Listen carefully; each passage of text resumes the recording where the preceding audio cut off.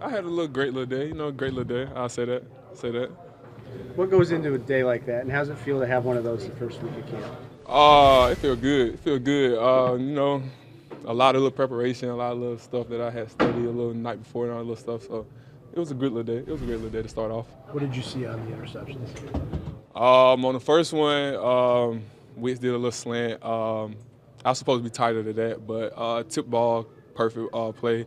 And on the second one, just I knew I had help inside or whatever, and then just reading the leverage, just reading every little thing, and perfect. Just sat down, he sat down, and it was just perfect little trigger. So it was a good little day. After everything you've been through, do days like this mean more to you than maybe some of those? Oh, for sure. It was a lot of little days where I remember just being out there. I mean, not even being out there, just being on the sideline, looking at everybody else ball, do all this stuff. So now it feels great for now it's time for me to do a little action, have fun, and all this stuff. So it was a great little day for me. Seems like there were just picks left and right today. I mean, just talk about just the tenacity on defense and how aggressive you guys have already been so early in camp. Oh man, yeah, that's just the mindset that we got. Especially it started off with the coaches. So starting off with Half and then falling over to Da. So where Da always say from the start, like you got to match my energy and all that stuff. So Da coming out with the energy every single day, and you just got to match it. Either you with it or you're not.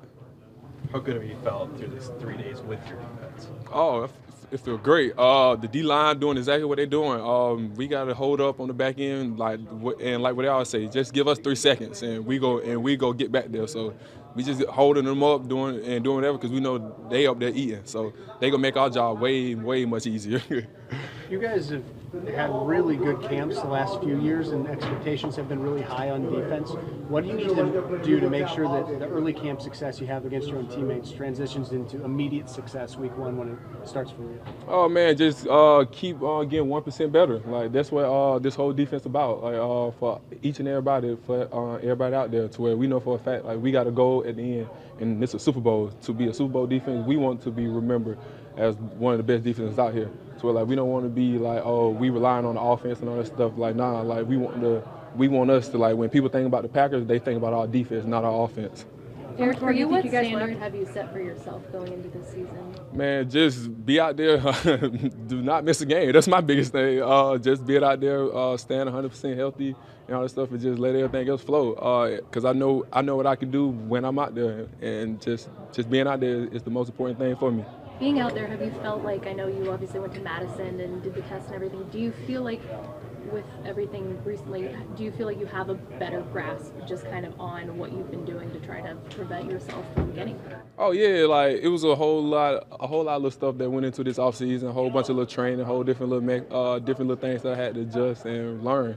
But that's what all this thing about. It's just learning curves. So like it was a lot of little things I had to take away from it and just learn from it. Like pretty much how to actually train this offseason. Like it was a lot of little things that I done in the past that wasn't good or wasn't up to par that it should be. And then just being around, just looking at how other people move and looking at how KC, how Key, how Sewell was one of the biggest ones. Where I just watched him, especially throughout my 2 years that I had with him. Like just watch him and just see how he moved and how he prepared and all that stuff like that, and it just helped my game grow even more. Did you tweak your workouts like at all in this off season so things would be different? Yeah, so pretty much I started going early in the morning, and then in the afternoon I'm running like 2-3 in the afternoon to it. Now it's hot. It's like 90 something down there in Atlanta, Georgia, and I'm down there sweating, going through it. So it's just like a lot of little things I had to readjust, just get my body back better. Is it a bigger just schedule change or changing the actual exercises and things you're doing? It was exercise too, to where like I knew for a fact I had to come in and hamstrings, calf, all this stuff was one of my biggest focus. So came back here, my legs are some of the strongest it done ever been. All this stuff. So it was just a great little off season that I done had. Eric, you obviously had a good day, but on that pass interference, we see DBs commit PI on the underthrown deep ball all the time. What's the key for you to stay clean on that? Man, I got to turn my head back on that. I seen it. I just didn't know how fast that ball was gonna drop or whatever. But the quickest thing when I got connected to him, I was easy could have just turned and looked for the ball. But like that's on me. That's one of the easy things. Like you just can't panic. I try not to panic, but it's just a learning curve that comes along with it.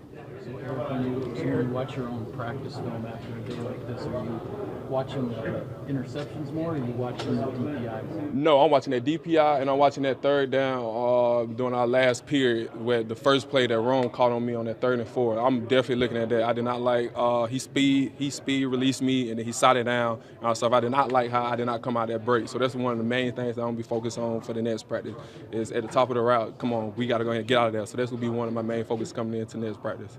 Hey Eric, I know it's a small sample size with Xavier back there so far, but what has that been like playing with him and just what he does, in center field? Man, well, he takes a lot of pressure out to it. Like, you know for a fact that you got somebody in the middle field post that go roam and go be that there, and he's going to talk to you before the play, after the play, during the play, whatever. He's going to be out there saying whatever. So, like, he's going to make you feel even better as a corner and just go ahead and let you know, like, I bet that I'm here, and you know that you can go ahead and play to your leverage or you go ahead and be aggressive on this because you know you for sure got him on that. So it's just great having him back there.